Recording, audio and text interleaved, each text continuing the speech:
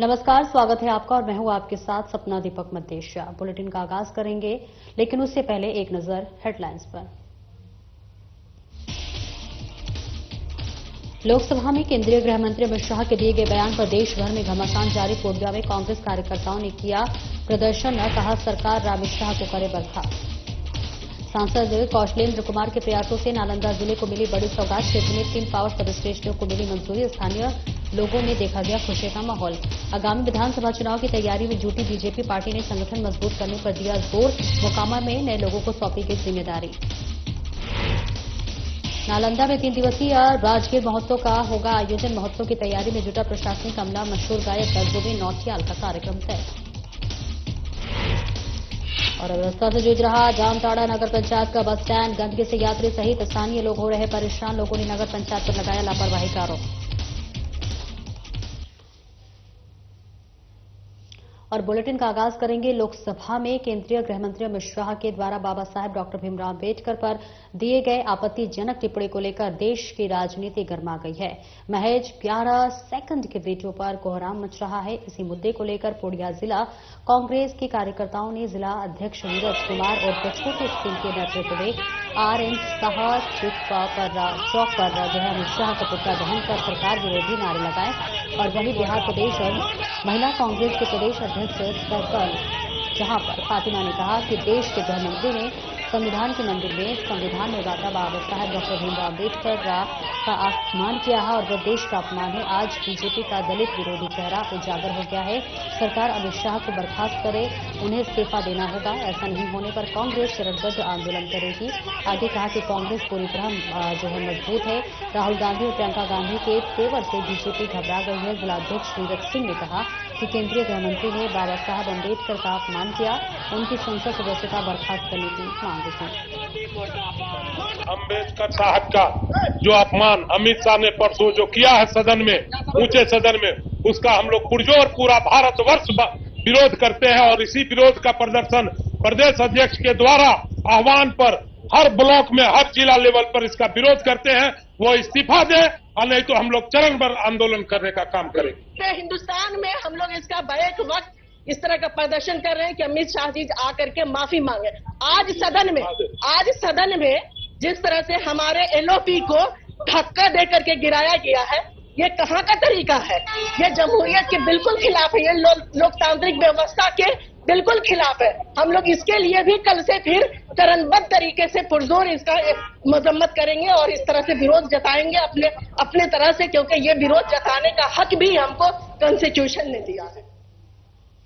नालंदा जिले के बिहार शरीफ विधानसभा क्षेत्र को जेडीयू सांसद कौशलेंद्र कुमार के प्रयासों से बड़ी सौगात मिली है। सांसद की पहल पर 3 पावर सब स्टेशन की मंजूरी मिल गई है, जिससे क्षेत्र में बिजली आपूर्ति की स्थिति में सुधार होगा। और इस महत्वपूर्ण परियोजनाओं के तहत बिजली विभाग के अधिकारियों ने रहुई में स्थल का निरीक्षण किया जा रहा है और बिहार शरीफ में 2 जगहों का स्थल निरीक्षण पहले ही हो चुका है।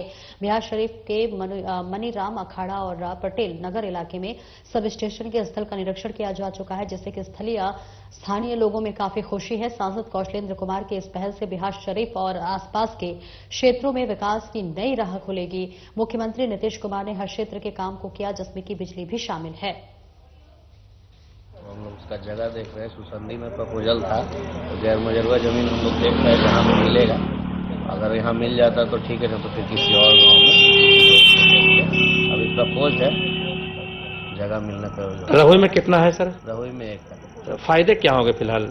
इससे आपको इस वाले एरिया में जो पुनः से जो हमारा फीडर से लाइन जाता है, पुनः फीडर कुछ हरनौत का एरिया भी जो है वो भी कवर होगा।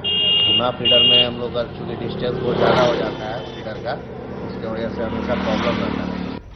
बिहार शरीफ विधानसभा अंतर्गत बिजली की स्थिति को देखते हुए माननीय सांसद महोदय की अनुशंसा पर बिहार शरीफ नगर निगम क्षेत्र में एक मनीराम अखाड़ा की स्वीकृति मिली और स्थल भी चयन हो गया है। अब दूसरा नालंदा कॉलेज के इर्द गिर्द पटेल नगर, तो वहाँ भी स्थल का चयन हो गया है। और तीसरा रहुई प्रखंड के स्वसंदी सोनसा के आसपास स्थल चयन अभी नहीं हो सका है, लेकिन रोज वो भी हो जाएगा। इसकी स्वीकृति मिल चुकी है, लेकिन अभी तक स्थल चयन नहीं हुआ। मैं आपके माध्यम से माननीय सांसद महोदय और विद्युत विभाग के पदाधिकारी महोदय लोगों को धन्यवाद देना चाहूँगा जो कि इस क्षेत्र के जनता के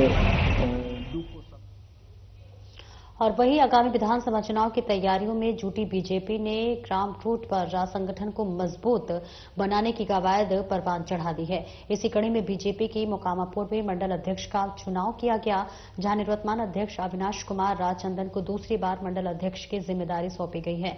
प्रदेश चुनाव अधिकारी शाचिंद्रा सिंह की मौजूदगी में मंडल चुनाव प्रभारी संजीव कुमार रामंगलम ने नए अध्यक्ष की घोषणा की है और इस घोषणा के बाद नए मंडल अध्यक्ष अविनाश कुमार चंदन को माला पहनाकर जोरदार स्वागत किया गया। बैंड बाजे के साथ बीजेपी कार्यकर्ताओं ने खैर मकदम किया और इसके साथ साथ नए मंडल अध्यक्ष के चुनाव के अवसर पर बीजेपी नेता ललन सिंह, प्रवक्ता दिलीप कुमार, मुखिया शशि शंकर शर्मा, लोकसभा प्रभारी संजय सिंह समेत बड़ी संख्या में बीजेपी कार्यकर्ताओं ने शिरकत की।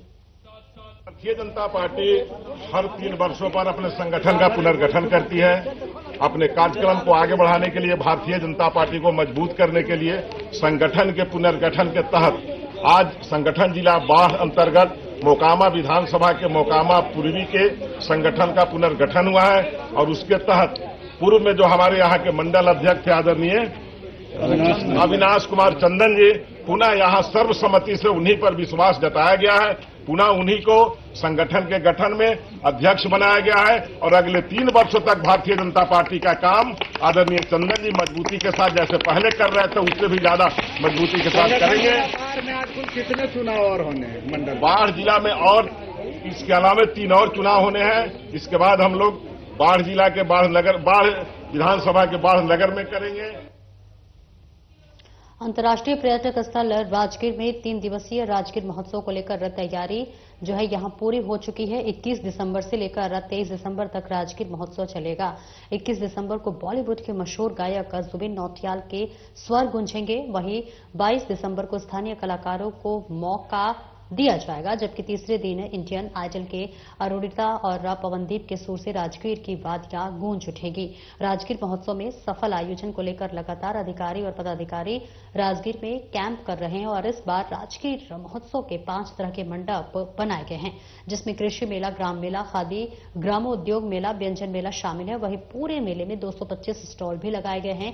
राजगीर महोत्सव का उद्घाटन सत्र में डिप्टी सीएम सम्राट चौधरी, मंत्री श्रवण कुमार, नालंदा सांसद कौशलेंद्र कुमार एवं सभी विधायक की मौजूदगी रहने की संभावना जताई जा रही है और देशी और विदेशी पर्यटकों को बढ़ावा देने के उद्देश्य से हर साल पर्यटक स्थल राजगीर में राजगीर महोत्सव का आयोजन किया जाता है।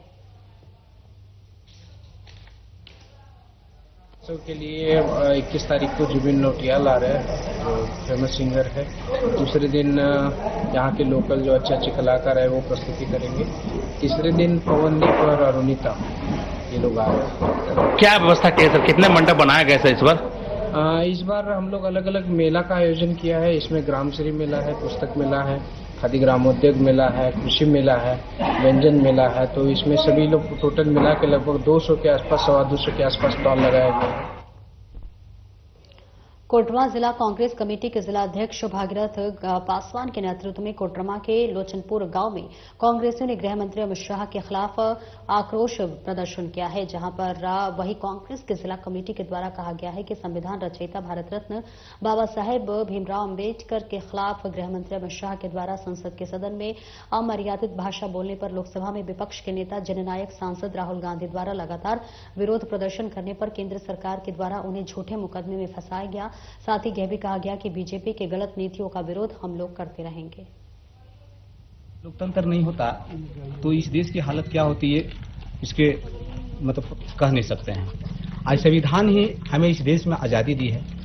इस संविधान ही हमें पूरे व्यवस्था को ठीक किया है और इसके रचयिता हमारे बाबा साहब भीमराव अम्बेडकर, जिनको हम लोग भगवान का दर्जा देते हैं, वो हम लोगों के लिए भगवान है।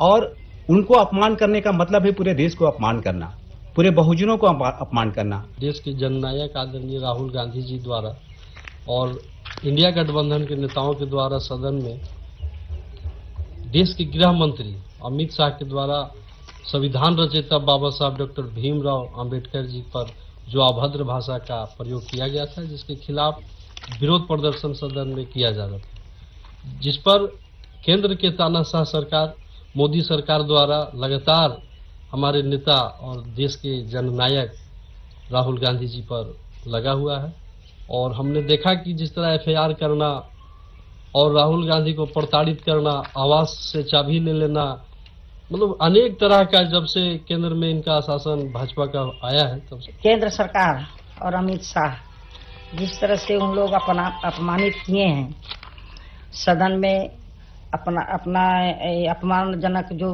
बात किए हैं हमारे बाबा साहब अम्बेडकर के विषय में, ये बहुत दर्दनाक और दुखनायक बात है। इस बात से हम सभी बहुत जनता जनार्दन महिलाओं बहुत दुख है कि जो संविधान रचयिता हमारे बाबा साहब अम्बेडकर के लिए अपमानजनक बात किए हैं वो बहुत निंदनीय है। और उनको जो भगवान कहते हैं कि अम्बेडकर का नाम जपने से अच्छा है भगवान का नाम लें, भगवान के नाम लिया जाता, लेकिन जो इस देश के लिए मर मिटे और देश के संविधान बनाए उनके लिए वो भी भगवान के बराबर होते हैं। पतरातू जिला में शुक्रवार को ग्राम कटिया कोतो का रोड DMFT फंड के माध्यम से PSC पथ निर्माण कार्य का शिलान्यास कड़का गांव विधानसभा के विधायक रोशनलाल चौधरी के हाथों किया गया। वहीं विधायक रोशनलाल चौधरी ने कहा कि यह रोड कई गांवों को जोड़ेगी, खासकर कटिया कोतो की जनता के लिए काफी सुविधा होगी और आने वाले दिन में इस तरह के पूरे बड़का गांव विधानसभा क्षेत्र में विकास की गंगा बहेगी। शिलान्यास कार्यक्रम में मुख्य रूप से हजारीबाग लोकसभा के सांसद प्रतिनिधि सत्येंद्र सिंह, जिला पार्षद सह BJP मंडल अध्यक्ष पतरातू राजाराम प्रजापति, मुखिया सह मंडल उपाध्यक्ष किशोर कुमार महतो, BJP नेता गणेश कुमार ठाकुर, पंचायत समिति सदस्य अनिता जैन, वार्ड सदस्य किरण देवी, सुखदेव महतो, निर्मल जैन, डॉक्टर अशोक कुमार सहित दर्जनों लोग उपस्थित थे।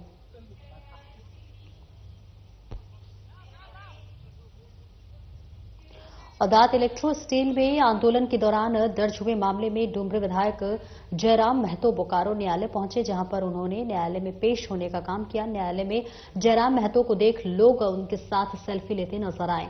आपको बता दें कि मामला वर्ष 2019 का है, जहां पर आंदोलन के दौरान सियालजोरी थाने में आंदोलनकारी के साथ जयराम महतो पर भी मामला दर्ज किया गया। मीडिया से बात करते हुए जयराम महतो ने कहा कि इस आंदोलन में मेरी उपस्थिति नहीं रहने के बावजूद मेरे ऊपर मामला दर्ज किया गया था और इस तरह आंदोलन के जो है दबाने के लिए फर्जी मुकदमे किए जाते हैं। और उन्होंने कहा कि हम चाहते हैं कि अंतिम व्यक्ति तक विकास पहुंचे और अंतिम व्यक्ति को आर्थिक लाभ मिले।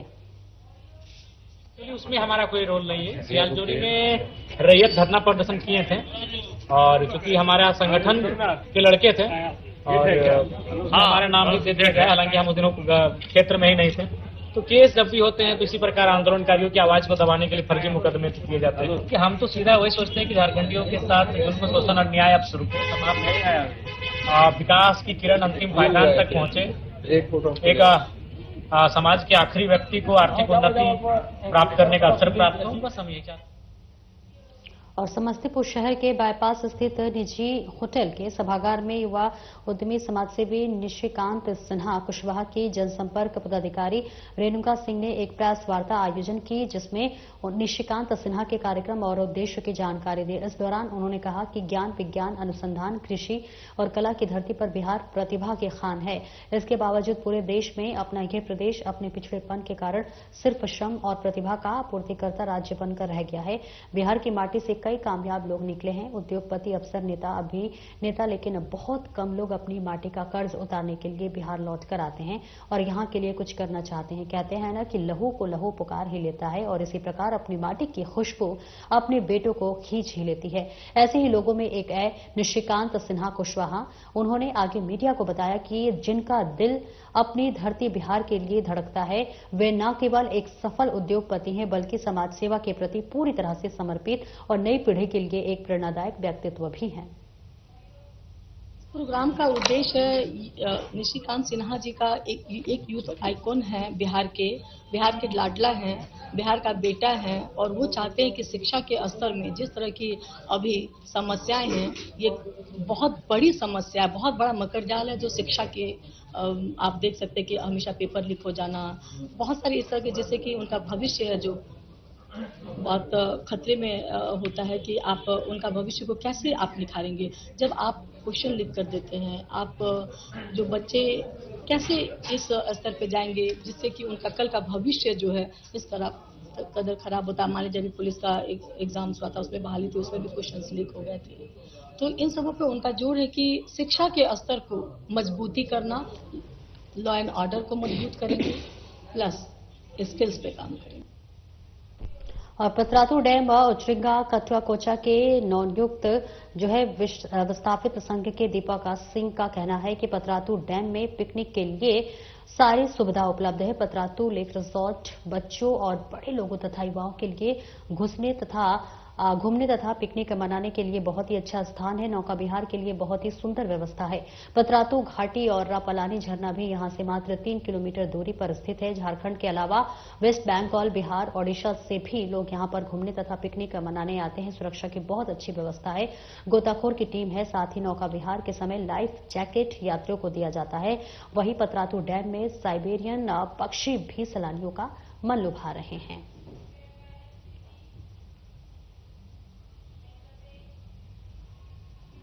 और वही जामताड़ा नगर पंचायत का बस स्टैंड के इन दिनों गंदगी से जो है जूझ रहा है। जामताड़ा बस स्टैंड से बस, ऑटो व 4 पहिया वाहनों के माध्यम से प्रतिदिन हजारों लोगों का आवागमन होता है और यहां से यात्रियों के लिए देवघर, दुमका, धनबाद के साथ साथ पश्चिम बंगाल के कई जिलों की लंबी दूरी के लिए बस संचालित होती है। दिन भर यात्रियों की भीड़ रहती है, लेकिन बस स्टैंड का हाल देख कोई भी दंग रह जाए। यात्री विश्रामालय और जिसमें की साफ सफाई नहीं होती है, चारों ओर गंदगी फैली हुई है।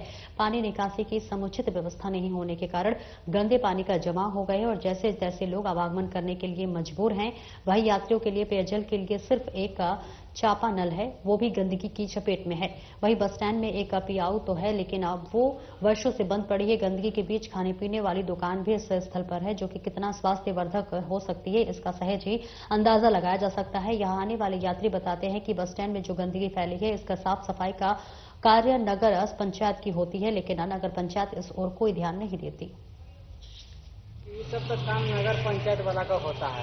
मान लीजिए सामने बात स्टैंड है, इधर उधर कैमरा घुरा के देखिए कचरा वचरा है, तो के साफ करेगा? हम आम पब्लिक तो करेगा नहीं। नगर पंचायत का काम आता है तो वही लोग को करना चाहिए। और क्या बोलेंगे? देखिए जैसे पानी आ गया पूरा यहाँ से वहाँ तक दरिया जा ही रहा है, आप तो देख ही रहे। ये सब काम देखना होगा, नगर पंचायत का काम है, नगर पंचायत वाला बनेगा। दुकान जो हम लोग कर रहे हैं ना, वो भी एक मजबूरी है। पेशाब का और गंदगी का वजह से यहाँ दुकानदारी भी करने का मन नहीं करता। आज इतना दयनीय मैंने बस स्टैंड का परिस्थिति है, न नगर पंचायत, न प्रशासन, न सरकार, मैंने कुछ भी कोई ध्यान देने वाला बस स्टैंड के ऊपर है ही नहीं। चारों तरफ आज जिधर देखिए गंदगी पसरा। अखिल भारतीय बैरागी वैष्णव समिति के उपाध्यक्ष पद से हलधर दास और संगठन सचिव के पद से नीधू दास ने इस्तीफा दिया है। साथ ही उपाध्यक्ष जो है हलधर दास और संगठन सचिव नीधू दास ने कहा है कि नरवा मोरगा चुटू के 22 दिसंबर को चैतन्य मेला का आयोजन जो है होना है, जिसको लेकर उपाध्यक्ष और संगठन सचिव महासचिव को कोई जानकारी नहीं है, जिसका हम लोग पुरजोर विरोध कर रहे हैं। साथ ही उन्होंने कहा कि संगठन में मनमानी चल रही है। सर्वसम्मति से श्रीमान चित्तरंजन दास जी को अध्यक्ष नियुक्त किया गया था एवं सरायकला खरसामा के श्रीमती अंजलि दास जी को महासचिव नियुक्त किया गया था। संगठन सुचारू ढंग से 1 साल से मतलब गठित होने के 1 साल तक ठीक चल रहा था। आप बाहर का सक्रिय कार्यकर्ता छोड़िए, यहाँ का सक्रिय कार्यकर्ता को भी खबर नहीं मिले कि 22 तारीख में कार्यक्रम हो रहा है। और हम लोग का समाज का जो बैनर बना है, इसमें हम लोग का महासचिव जी का एक महिला नेत्री होने के कारण इसका फोटो नहीं है। विगत 26/9/2021 को नरवा कम्युनिटी हॉल में अखिल भारतीय वैष्णव बैरागी समिति का एक हम लोग का मतलब झारखंड, उड़ीसा, बंगाल सभी राज्य से प्रतिनिधित्व करके एक अखिल भारतीय वैष्णव बैरागी समिति का मीटिंग किया गया। उसमें सर्वसम्मति से अखिल भारतीय वैष्णव बैरागी समिति का उपाध्यक्ष मेरा को दायित्व दिया गया। उस दायित्व के आधार पर हम लगातार काम किए हैं। अभी संगठन प्रणाली हो, एनजीओ हो, कुछ भी हो, हर चीज में एक तो मतलब उसका रजिस्ट्रेशन किया जाता है। छत्तीसगढ़ के कोटा प्रखंड के विद्यालय जो है की शिक्षिका को हटाने की मांग अभिभावक और स्थानीय लोगों ने किया है। लोगों ने कहा है कि जगदीश दास नामक एक अभिभावक अपनी बेटी को स्कूल में टिफिन न पहुंचाने आए तो महिला शिक्षिका अर्चना कुमारी ने उनके साथ व्यवहार किया और उसके बेटी आयुषी दास के साथ मारपीट भी की, जिसमें अभिभावक और स्थानीय लोगों ने नाराजगी है। वहीं स्कूल पहुंचकर अभिभावक और स्थानीय लोग शिक्षिका की कार्रवाई और हटाने की मांग उपायुक्त और जिला शिक्षा विभाग से किया और अभिभावक का कहना है कि स्कूल में शिक्षिका अर्चना कुमारी का व्यवहार नहीं है। अभिभावक के साथ जो व्यवहार करती है स्कूल की प्रधान अध्यापिका माधुरी कुमारी ने कहा है कि मैं कल छुट्टी पर थी और घटना की सूचना मुझे प्राप्त हुई है और ऐसा नहीं होना चाहिए था। वहीं शिक्षिका अर्चना कुमारी ने कहा है कि किसी प्रकार का दुर्व्यवहार हमने नहीं किया है और न ही हमने मारपीट की है। कुछ लोग जानबूझकर बदनाम कर रहे हैं। आया था तो अर्चना मैडम क्लास कर रही थी, मैं बाहर में था। हम बोला आयुषी तेरा टिफिन छूट गया था घर में, ले लो तेरा टिफिन। तो अर्चना मैम का कहना है कि आपको अंदर किसने आने बोला, आप किससे परमिशन लेके अंदर आए, ये बोल के मेरे को उल्टा सीधा सुना दी। आयुषी घर आई तो बोलते पापा मेरे को अर्चना मैडम मारी है। हम बोले क्यों मारी है? बोल रहे थे कि तो तेरा पापा का तमीज नहीं है बोलने का। तो मैं बोली कि मैडम पापा तो खाली टिफिन देने आया था, इससे तो पापा का कोई गलती नहीं। तुम तो अर्चना मैडम का मतलब क्या तुम ज्यादा बोलेगी, ऐसा बोल के उसको मारी। पापा आए थे टिफिन देने, हम घर से कुछ खा के नहीं आए थे, उस दिन लेट हो गया कल को। तो पापा आए थे टिफिन देने, तो मैम उठी, मैम पहले बोली कौन है, तो हम बोले कि मेरे पापा है। तो मैम मेरे को बोली कि तुम बैठो वहाँ पे। फिर भी हम उठ रहे तो फिर भी मैम बोली कि तुम बैठो वहाँ पे। तो इसके बाद पापा बोले हम जबरदस्ती आए टिफिन लेके क्लास घुसे। उसके बाद मैम डायरेक्ट पापा को बोल रही है आपका हिम्मत कैसे हुआ, आप यहाँ पे कैसे आए, क्लास में कैसे घुसे। पापा क्लास में नहीं घुस सकते फिर भी। उसके बाद बोला आप मेरे को कॉल कर सकते थे, आपकी हिम्मत कैसे हुआ, डिसिप्लिन नहीं है, कोई मैनेज नहीं है। उसके बाद पापा घर गए, उसके बाद हम क्लास में घुसे। क्लास में मैम मेरे को बोली कि तुम अपना पापा को डिसिप्लिन सिखाना और मैनर्स। तो गांव का जगदीश दास है, उनका लड़की यहाँ पर पढ़ते हैं। तो टिफिन बनाने में लेट हो गया, टिफिन पहुंचाने के उसका गार्जियन आया है। गार्जियन को ऐसा व्यवहार किया कि तुम क्यों आए हैं, क्या काम है, ऐसा मतलब इतना टॉर्चर करते हैं, मतलब गाँव वाला से बिहेव बहुत खराब करते हैं। तो मेरा यही मतलब मीडिया का माध्यम से मांग है डीसी से कि इनको यहाँ स्कूल से हटाया जाए, फिर मतलब गांव में हमेशा झमेला करता है। मारपीट का मामला ही नहीं था यहाँ, तो पेरेंट्स आए थे, उस पेरेंट्स को मैं पहचानती नहीं थी, पहली बार आए और आके सीधा क्लासरूम में घुस गए। और इतने बड़े बड़े 9-10 के बच्चे पढ़ते हैं, लड़कियां हैं, साथ में लड़के हैं, और मुझे ये सब ठीक नहीं लगा। तो मैं सीधा बोली कि आप पहले आपको क्लास, आप जो क्लास टीचर यहाँ बैठी है या हम ही बैठे, हमें उस समय हम ही बैठे थे, तो आपको उसको पूछना चाहिए था, मैं उसको टिफिन पहुंचा देती। तो नहीं, वो लोग और जितने में थे कि नहीं मैं तो करप्शन ब्यूरो का आदमी हूँ, नेता हूँ, तो मैं तो कहीं भी जा सकता हूँ। कल तबियत खराब होने के कारण 19 दिसंबर को मैं विद्यालय नहीं आ पाई थी और विद्यालय के प्रभार में हमारे श्री अखिलेश्वर महतो जी थे। तो कल क्या घटना घटित हुई है वो मैं देखी नहीं हूँ, हाँ कुछ सुनी हूँ। तो सुनने में तो यही आया है कि एक पेरेंट्स के साथ अर्चना मैडम ने थोड़ा सा मिसबिहेव किया था और उनकी बेटी को मारा है, जो कि मारना नहीं सही था। और आज अभिभावक आए थे तो उनको अभिभावक के साथ बातचीत करके मामला को हल करना चाहिए था, तो वो तो उठ के चली गई, वो सही नहीं था। और बाकी जनता जनार्दन, जनता जो चाहे, जनता की ही जीत होनी चाहिए। महिला सुरक्षा को लेकर शुक्रवार को बुंडू में पुलिस ने फ्लैग मार्च निकाला। तो वहीं आपको बता दें कि फ्लैग मार्च का नेतृत्व बुंडू महिला थाना प्रभारी खुशबू वर्मा ने किया, जहां पर फ्लैग मार्च में बुंडू थाने से एसआई प्रेमा प्रदीप कुमार राव, इसी के साथ साथ एएसआई राहुल मेहता भी उपस्थित थे। फ्लैग मार्च बुंडू थाने से शुरू होकर सुभाष चौक होते हुए राजकीय बालिका उच्च विद्यालय तक गई। बालिका उच्च विद्यालय ने छात्राओं से मिलकर महिला थाना प्रभारी खुशबू वर्मा ने उन्हें छेड़खानी से बचाव के प्रति जागरूक किया और उन्होंने छात्राओं से कहा कि उनके साथ छेड़खानी जैसी अपराध होने पर 112 नंबर पर डायल करें, उन्हें तुरंत पुलिस सहायता मिलेगी। और इसके अतिरिक्त स्कूल प्रबंधन एवं छात्राओं को बुंडू महिला थाना का नंबर भी उपलब्ध कराया गया ताकि भी बालिकाएं सीधे उनसे संपर्क कर सके। काफी देखा जा रहा है कि विद्यालय में पढ़ने वाली बच्चियों को छेड़खानी का सामना करना पड़ रहा है। तो इसमें हम लोग इस तरह का अवेयरनेस प्रोग्राम चला रहे हैं ताकि जो भी लड़के छेड़खानी का प्रयास करते हैं उसको कड़ी से कड़ी हम लोग सजा दिलाएं। बाकी जो पुलिस के स्तर पे जो कार्रवाई होती है वो कार्रवाई की जाएगी। और साथ में ही बच्चियों को अवेयरनेस कर रहे हैं कि यदि छेड़खानी जैसे इनके पास किसी तरह का मामला आता है या फिर इनको पता चलता है कि नहीं हमारे साथ में कोई लड़के छेड़खानी कर रहे या कमेंट कस रहे हैं, तो हमारा जो भी 112 नंबर है उसमें इन लोगों को कॉल करने के लिए बोले हुए हैं ताकि इन्हें तुरंत पुलिस की सहायता मिली। और साथ में महिला थाना का नंबर इन लोगों को बच्चियों को दिया गया है ताकि किसी भी तरह का परेशानी होने पे ये हम लोग से डायरेक्ट संपर्क कर पाए।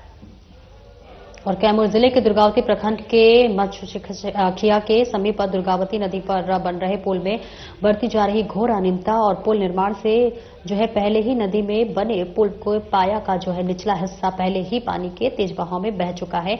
ऐसे में पुल निर्माण के बाद पानी के तेज बहाव में पुल का भी गिरना तय माना जा रहा है। लोगों ने कहा है कि निर्माण कार्य में काफी लापरवाही और अनियमितता बढ़ती जा रही है, जिसको लेकर स्थानीय लोगों ने सवाल खड़ा किया है। मंचखिया सहित दर्जनों गांव को दुर्गावती प्रखंड मुख्यालय में जोड़ने को लेकर दुर्गावती नदी पर पुल बनाने का कार्य 2019 से शुरू हुआ, लेकिन 2024 में भी इसका निर्माण कार्य पूरा नहीं हो सका है। मचखिया के रहने वाले अरविंद कुमार राज सिंह ने बताया कि दुर्गावती नदी के एक छोर पर गांव और दूसरी तरफ विद्यालय है। नदी पर पुल निर्माण से पहले ही नीचे का हिस्सा पानी में बह चुका है और वही पाया सिर्फ सरिया पर टिका हुआ है। कब गिर जाए कुछ पता नहीं कहा जा सकता।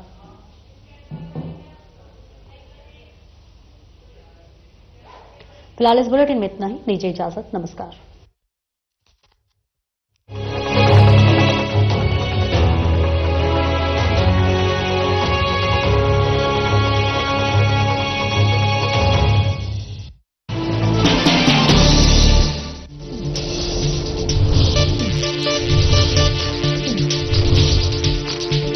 साधना इंस्टीट्यूट के छात्र हर साल नए नए जगहों पर नए नए संस्थानों पर काम करने के लिए जाते हैं, उन्हें प्लेसमेंट मिलता है और साथ ही साथ वो संस्थानों का और साधना इंस्टीट्यूट का नाम भी रोशन करते हैं। तो अगर आप इलेक्ट्रॉनिक मीडिया मास कम्युनिकेशन में अपना करियर बनाना चाहते हैं तो साधना इंस्टीट्यूट आपके लिए एक सबसे बढ़िया विकल्प है। कुछ लोग खाते पीते तो बहुत अच्छा है पर फिर भी उनकी सेहत नहीं बनती। भूख ही सही से नहीं लगती, कमजोरी सी लगती है, हड्डियां कमजोर हैं, गाल पिचके हुए हैं, शरीर वीक होता जा रहा है। उनका पाचन तंत्र ठीक से काम नहीं कर रहा है, वो जो खा रहे हैं निकले जा रहा है, उनके ऊपर लग नहीं रहा। इसलिए हमारी संस्था सन्यासी आयुर्वेदा ने एक ऐसी दवा बनाई है जो आपके लिवर को, आपके पाचन तंत्र को दुरुस्त करने का काम करती है, ताकि आप जो भी खाएं उसका पूरे का पूरा निचोड़ आपके शरीर को लगे, आपकी भूख बढ़े, खाया पिया सही से लगे, नया खून बने, हड्डियों में जान आए, वजन बढ़े और आप मोटे तगड़े खूबसूरत पर्सनैलिटी के मालिक बन जाए। सिर्फ 799 रुपए की पूरे 1 महीने की दवा होती है और आप इसे घर बैठे 01145454545 पर फोन करके ये दवा मंगवा सकते हैं।